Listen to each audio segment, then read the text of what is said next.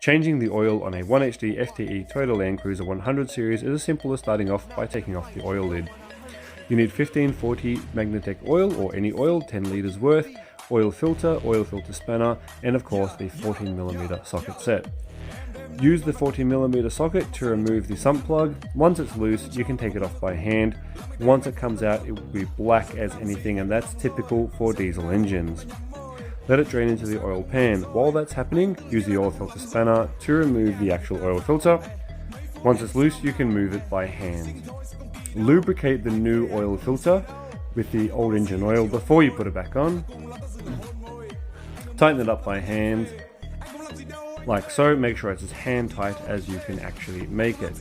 Once the oil's finished, tighten up the sump plug by hand first and then use the 14mm socket. You do not need to make it too tight. Just like this, just hand tight, that will do. Put 10 litres of Castrol Magnatec back into the engine. You see the difference between the colour of the engine oil going in. Put the lid back on the engine, hand tight, and make sure you appropriately dispose of the old engine oil. Like so, you can use the old container and look at the colour of that engine oil coming out.